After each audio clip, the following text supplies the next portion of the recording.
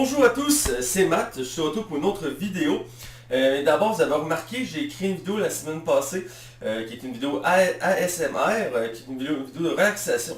C'est un nouveau type de vidéo que je vais tenter maintenant sur ma chaîne.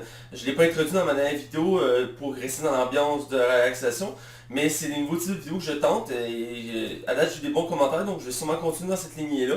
Et j'espère que vous appréciez, j'essaie de varier mon contenu. Je sais que ces temps-ci je fais pas mal juste des chroniques BD, mais c'est pas mal juste le temps que j'ai actuellement pour faire ça.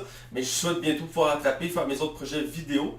Mais bref, c'était mon update. Maintenant, je rentre dans ma vidéo. Ma vidéo aujourd'hui, c'est encore une chronique lecture BD. J'ai lu quelques BD récemment et je décidé de vous en parler.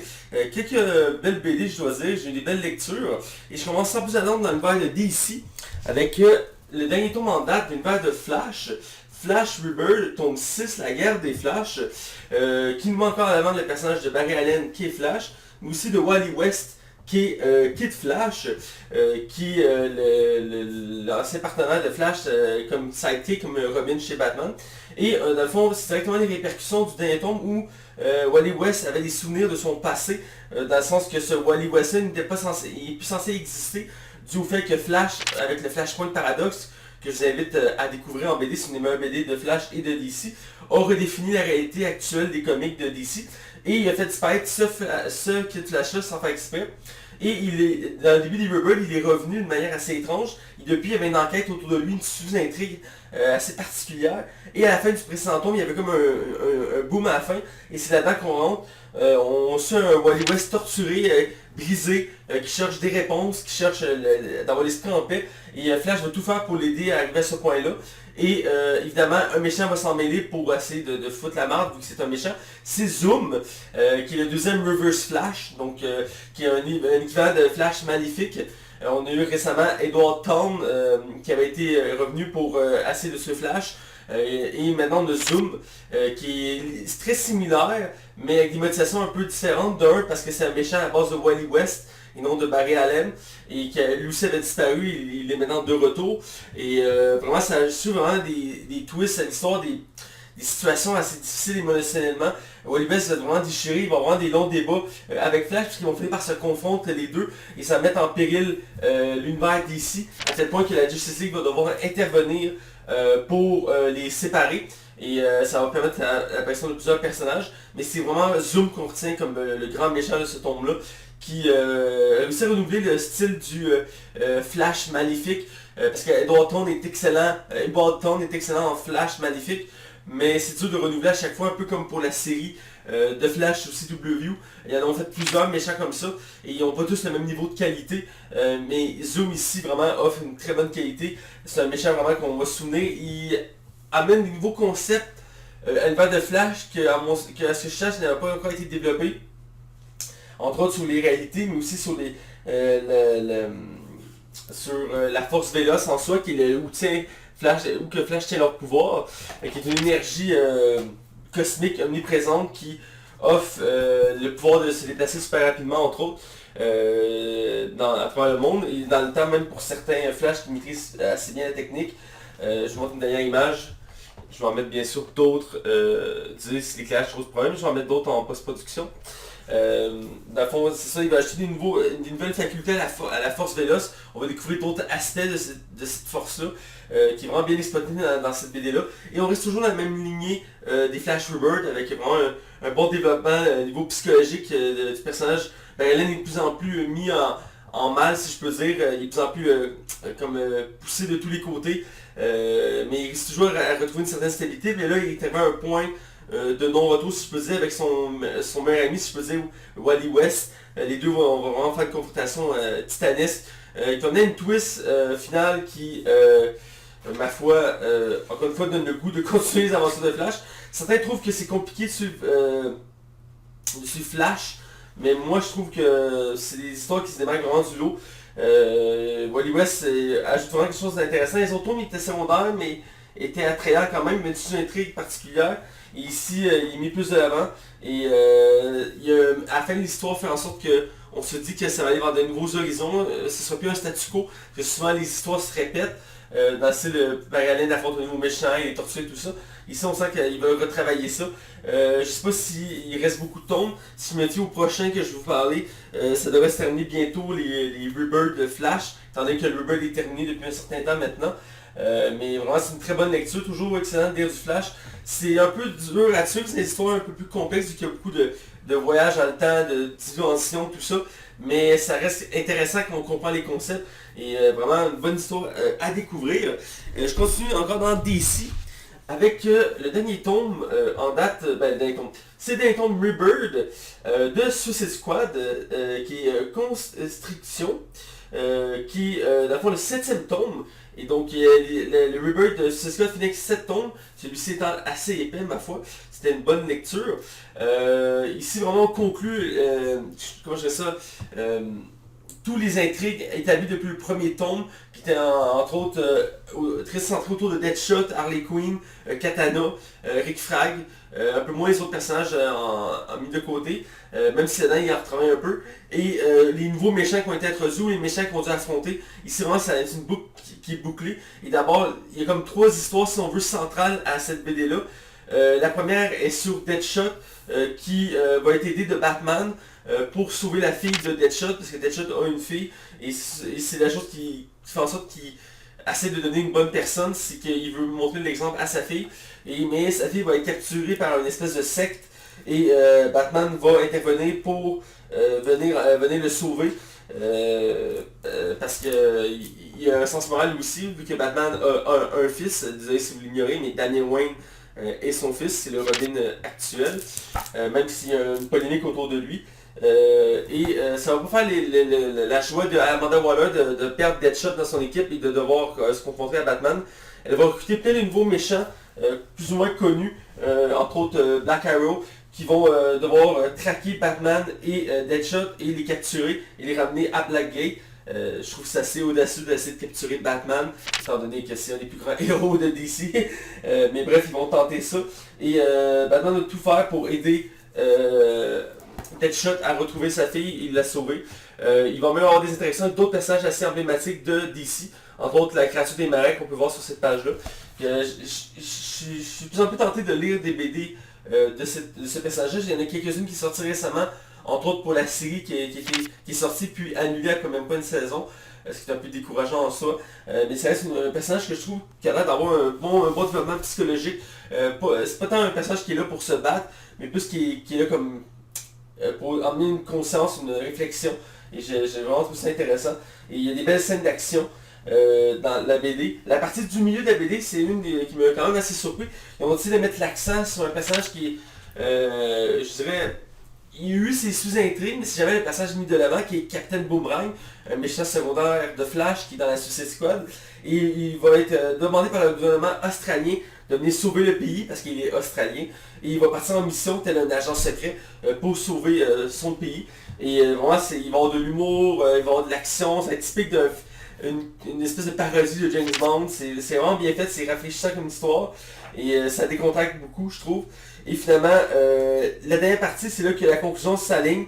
On a, dans le fond, un ennemi qui revient, et sur un aspect assez particulier, et il va entraîner toute la Suicide Squad contre lui, dans un lieu que la Suicide Squad avait déjà visité dans les précédents tomes. Et c'est là qu'il va y avoir une confrontation assez épique, il va avoir un lien assez profond avec le personnage de Rick Flag, qui a eu une belle évolution du premier tome à celui-ci, qui est un militaire qui a été mis en prison parce qu'il a refusé de suivre les ordres et qui a été recruté par Amanda Waller pour diriger la Suicide Squad, mais récemment dans la Suicide Squad il a perdu ce statut-là de dirigeant et il s'est un peu éloigné de tout ça, et ici il revient au premier plan il tente de restructurer, si je peux dire, la Suicide Squad et de confronter un ennemi qui va vraiment percuter tous les membres de la Suicide Squad.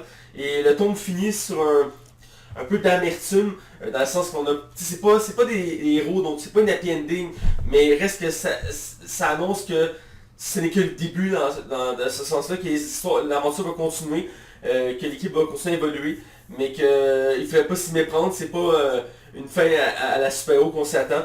Et j'ai trouvé ça vraiment bien, c'est même sous-entendu à la fin, entre autres avec Amanda Waller qui dit certaines phrases, parce que la gang vont faire comme... vont prendre conscience de leurs actes, et vont commencer à jaser autour de ça du côté moral, et Amanda Waller va intervenir et elle va couper sec à ce débat-là, et ramener le monde je veux dire, à la réalité, si je peux dire, et vraiment c'est frappant. Amanda Waller est un personnage qui est assez détestable, mais en même temps qui ajoute vraiment de la saveur à ce niveau-là, parce que sans Amanda Waller, il y aurait un côté beaucoup moins intéressant à suivre. Même si je sais que beaucoup n'aiment pas Amanda Waller, je trouve qu'elle ajoute quand même une touche. C'est comme une sauce qu'on ajoute à un plat pour hausser la saveur. C'est le cas ici avec Amanda Waller, c'est vraiment une bonne lecture, les dessins sont très beaux. J'aime l'aspect, c'est très... comment je fais ça, psychédélique un peu, il y a des couleurs très vives, du mauve, du rose, du rouge, mais c'est aussi très sombre avec du gris et du noir. Et il y a l'humour qui est toujours bien dosé, c'est sombre, mais il y a toujours des bons gags, entre autres Harley Quinn qui amène beaucoup de l'humour, c'est un peu la comic relief du groupe, et vraiment ça fait une belle chimie. Et aussi, dernière petite mention, le fait que Batman interagit avec la Suicide Squad, c'est pas la première fois, mais ici vraiment, il y a un aspect qui vient chercher lui aussi, parce que Batman a toujours mentionné que la Suicide Squad ne devrait pas exister, c'est une aberration. Mais ici, il va interagir avec Deadshot, qui est un de ses ennemis à lui à la base. Ils ont une haine mutuelle, mais en même temps, il y a un respect mutuel. Et Deadshot va essayer de comprendre pourquoi Batman veut l'aider. Ici, tu comprends la psychologie de Batman qui évolue, qui consent qu'un méchant ne restera pas nécessairement un méchant. On voit qu'il y a une évolution de ce côté-là. Qui est prêt à laisser une seconde chance si la personne est prête à faire les efforts. Et c'est là c'est pour ça qu'il croit en Deadshot. J'ai vraiment aimé cet aspect-là de la BD. C'est vraiment une bonne histoire à lire. Et c'est fini pour les Rebirth. Je suis vraiment curieux de voir la suite des événements.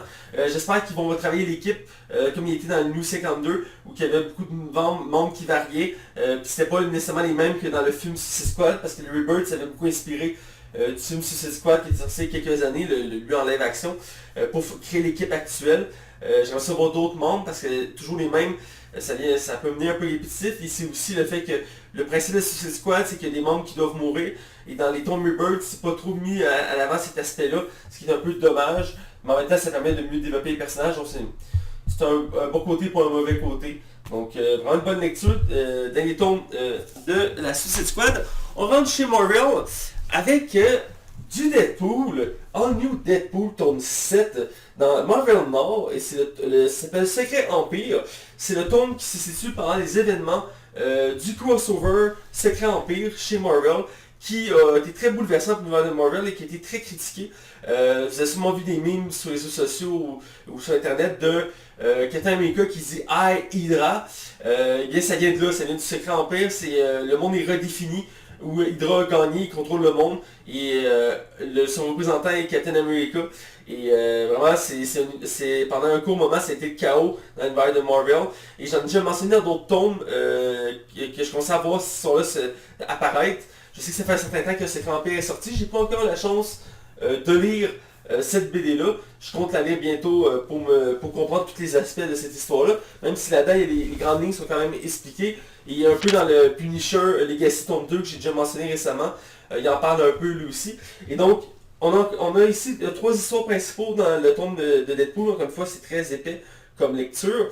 On a la première histoire, c'est la conclusion de l'arc 2099 de Deadpool, donc l'arc futuriste où on suit un vieux Deadpool qui doit se confronter à ses enfants. Et vraiment, dans les tomes, l'histoire avançait tranquillement, mais avec des twists assez intéressants. Il y a un côté steampunk, je peux dire, à l'univers de Deadpool. Et ici, avec la conclusion, je trouve ça vraiment bien, c'est touchant. Ça montre que Deadpool est capable d'avoir une belle évolution, qui n'est pas juste là pour faire rire et nous faire oublier le sérieux de la chose. Il y a un côté profond, un côté torturé. Il y a des regrets à certains moments dans l'histoire. J'ai vraiment apprécié ça. C'était vraiment une bonne lecture. J'aime beaucoup le style futuriste de la BD. Ils sont vraiment amusés avec les couleurs, avec l'aspect. Ils ont fait vraiment un Deadpool vraiment encore pire que son état classique. Même si à la base c'est pas très beau ici. Vraiment ils ont travaillé dur. J'aime vraiment voir son style. Il y a des beaux combats, des beaux effets. Il y a quelques petites intrigues qui nous portent à nous attarder au présent, savoir comment ils sont arrivés jusqu'à là. Et la twist finale de l'arc futuriste est vraiment touchante. Et j'étais comme, ben non, ça ressemblait tellement pas à Deadpool, mais en même temps, c'est du Deadpool, c'est ça qui est particulier de Deadpool. J'ai vraiment aimé cette histoire-là.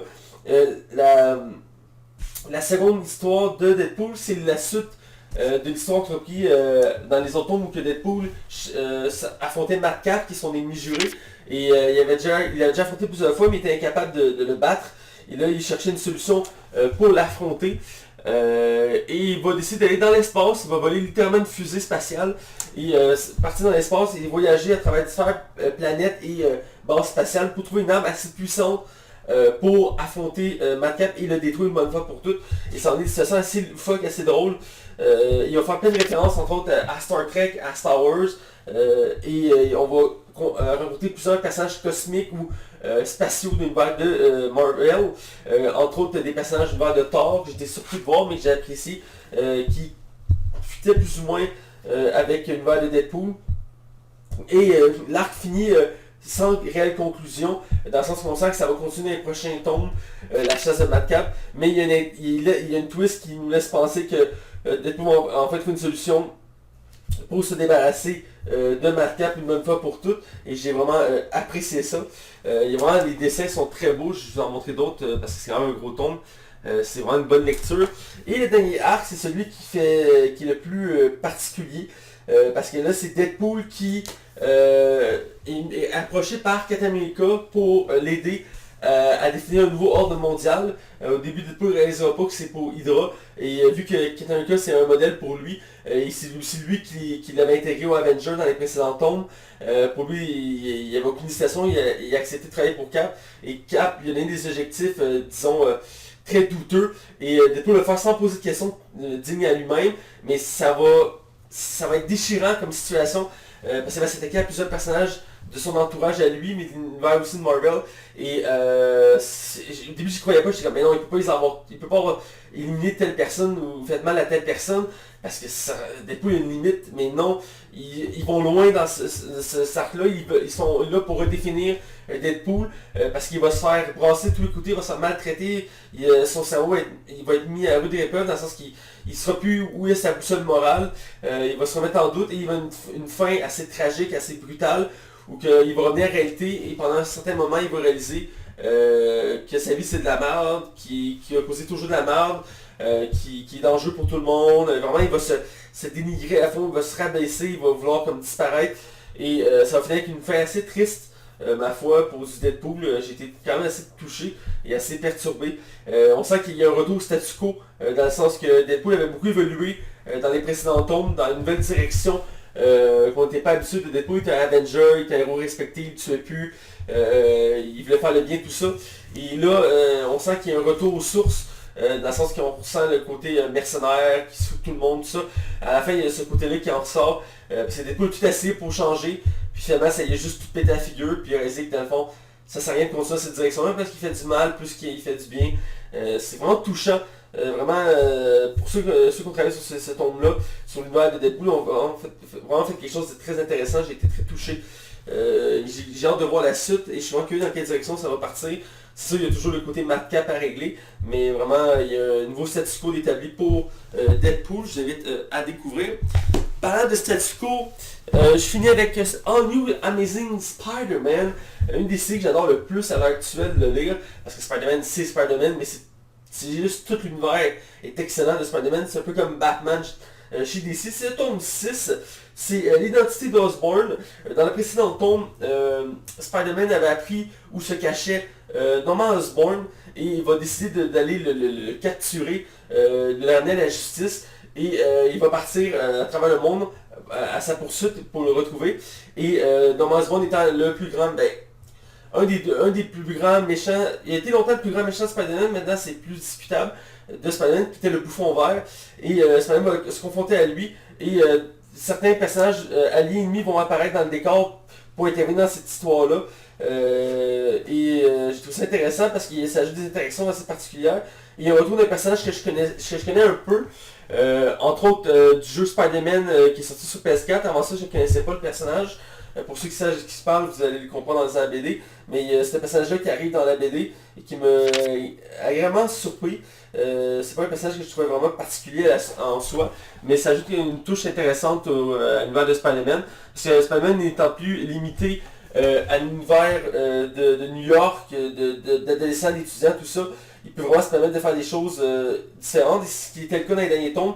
On le voyait bouger à travers le monde, il y a sa propre compagnie, il y a... ici, voilà, c'est une image que je vous montre. Et il était vraiment... c'était le même pendant longtemps, et là ils ont comme rétabli ça, il est président de sa compagnie, tout ça. Et l'histoire est intéressante, normalement étant le méchant principal de l'histoire, tout le long, Spider-Man va tout tenter pour l'avoir, il va aller jusqu'à un point où il va mettre en péril ce qui restait de sa compagnie. Parce que dans le précédent tome, sa compagnie était mise à mal, et il est en train de remonter tranquillement la pente, mais il n'a pas le temps de se reposer, il n'a pas le temps de tout restructurer, il y a trop de choses à pencher, trop de tâches à faire. Et il va se tuer corps et âme dans la tentative de capturer Norman Osborn, de l'éliminer une fois pour toutes. Et ça va mener à une situation qui va déstabiliser complètement tout ce qui avait établi dans les dernières tomes. Et, et en parallèle, l'arc est bien construit parce qu'en parallèle, on suit l'histoire de Dr. Octopus, qui est un autre des grands méchants de Spider-Man, qui commençait à apparaître dans les derniers tomes, mais là, il est mis vraiment de l'avant et il va mettre en place tranquillement un plan. Et on va avoir encore une fois un impact avec le crossover Secret Empire, que j'ai parlé pour Deadpool. Ici aussi, on a un court moment dans la BD où il est mention de Secret Empire, de Spider-Man étant un des derniers héros à tenir tête à cet univers-là. Et de ce fait-là, Dr. Octopus va en profiter en parallèle du fait que Spider-Man était occupé avec Norman Osborn pour l'attaquer d'un autre côté. Et Spider-Man va se retrouver à affronter deux de ses plus grands ennemis. Et ça va ajouter des combats très percutants, très violents. Ce que je trouve un peu dommage, c'est que Norman Osborn est mis là comme Norman Osborn. C'est comme un marchand d'armes, de technologie, tout ça. Il se bat, mais pas à la Gobelin Vert. Ils l'ont réduit à une espèce de mercenaire où il se bat avec des guns, avec quelques gadgets, mais il n'y a pas son typique costume avec son planeur, puis il lance des grenades, puis des gaz, puis c'est un Norman Osborn brut, si je peux dire, mais qui ajoute quelque chose d'assez particulier parce qu'il y a un combat final entre les deux dans le tome où il y a une violence et il y a un lien puissant entre les deux dans le sens qu'on a des flashbacks, on comprend le vécu des deux et pourquoi Spider-Man est acharné et pourquoi Norman Osborn le déteste, c'est vraiment bien marqué. Et tout de suite après, il nous laisse pas le temps de nous reprendre notre souffle, c'est le Dr. Octopus qui s'acharne sur Spider-Man et lui aussi, dans cette tome-là, il va évoluer d'une manière assez incroyable. C'est la version la plus puissante, je crois, qu'on a pu voir de Dr. Octopus. Il a vraiment trouvé un moyen de se rendre encore plus puissant ce qu'il était déjà. Et il va affronter Spider-Man et c'est un combat titanesque. Que tu as l'impression que Spider-Man n'y arrivera pas, il va se démolir. Jusqu'à la dernière minute, tu te demandes ce qui va arriver. Et ça va amener, comme je disais, un statu quo dans le sens que Spider-Man va tout sacrifier ce qui lui restait pour réussir à vaincre ces deux ennemis-là. Et au final, à la fin, il se retrouve plus ou moins à sa cause de départ, dans le sens que tout ce qu'il avait établi dans tous les précédents tomes, on est au 6e tome, du tome 1 au tome 6, il revient pas mal au tome 1 en ce moment. Il est comme revenu à la base de son histoire. Il y a un certain équilibre, une certaine paix, mais en même temps, c'est pas une happy ending. J'ai comme l'impression que c'est un peu ce qu'on recherche dans le Marvel en ce moment. C'est pas la happy ending, c'est le côté amer. On sent un côté de l'amertume quand on finit ce tome-là, mais on est vraiment content. Il y a vraiment une bonne histoire, ça nous a tenu en haleine dans tous ces tomes-là jusqu'à là, pour nous faire confronter deux des plus grands méchants de Spider-Man et c'est bien réussi dans ce tome-là, j'ai vraiment beaucoup apprécié. C'est vraiment une très bonne lecture et à la fin il y a comme une petite histoire, c'est comme pas générique si je peux dire, parce qu'on a comme 2-3 artworks et quand on les tourne par la suite on a une courte histoire de, je pense c'est 5 pages, où qu'on suit Norman Osborn qui est en quête comment je fais ça, il est en quête de puissance, sans vouloir trop spoiler l'histoire, il est en quête de puissance pour vaincre Spider-Man, et il va se retrouver confronté aux arts mystiques, donc la magie, dans l'univers de Marvel, et il va s'intéresser de près à ça, et il va y avoir une twist vraiment particulière autour de ça, autour de la magie et de Norman Osborn, et j'ai aimé cette petite histoire-là, parce que ça montre toute la psychologie du personnage qui est Norman Osborn, et comment il est représenté dans l'univers de Marvel, c'est vraiment un ennemi très marquant et qui est très complexe, qui n'est pas juste là pour je veux dominer le monde, je veux tuer tout le monde. Il y a vraiment des enjeux particuliers avec ce personnage-là. J'ai beaucoup apprécié cette histoire-là. Toujours de la bonne lecture Spider-Man. C'était mes lectures du moment. J'espère que vous avez apprécié ma vidéo sur les lectures. C'est toujours du grand classique, du Flash, Suicide Squad, Spider-Man, Deadpool. Je suis toujours pas mal dans les mêmes lectures à l'heure actuelle. Mais j'ai fait des commandes, c'est la note que je vais finir là-dessus. Si tout va bien, maintenant tout ce qui est Panini et Delcourt en français, évidemment, va être commandable au Québec. Pendant un certain temps, c'était impossible ou presque, où il y avait un décalage tellement monstre que ça valait pas la peine. J'en ai déjà parlé précédemment, entre autres pour les Spider-Man que je suivais, que j'aime lire. J'ai parlé avec Jean, la boîte de la BD, et selon lui, c'est revenu à la normale. J'ai fait un test, j'ai commandé des BD que j'attendais depuis des mois, et même à peu près même un an, de nouvelles lectures que j'avais pas eu la chance de lire, entre autres sur le personnage de Moon Knight, qui est un personnage de Marvel que je connais peu, mais qui a l'air très intéressant. Il a même droit à sa série TV qui s'en vient bientôt sur Disney+. Donc je vais envoyer l'occasion de me mettre à la lecture de ce personnage-là. Et donc si c'est le cas, je vais pouvoir lire d'autres personnages que j'ai pas eu la chance de lire, étant donné que tout ce qui est Marvel était difficile à obtenir, tout ce qui était Delco aussi. Donc voilà, donc je vais vous en parler prochainement de cette nouvelle lecture-là que je vais faire. Donc là-dessus, écoutez, je vous souhaite de bonnes lectures. N'hésitez pas à commenter, à partager, à liker mon compte YouTube, mais aussi ma page Facebook. J'aime vous lire, j'aime savoir qu'est-ce que vous aimez, qu'est-ce que vous n'aimez pas de mes vidéos. J'essaie toujours de m'améliorer et au plaisir de se revoir dans une prochaine vidéo. Alors je vous dis, ciao, bye!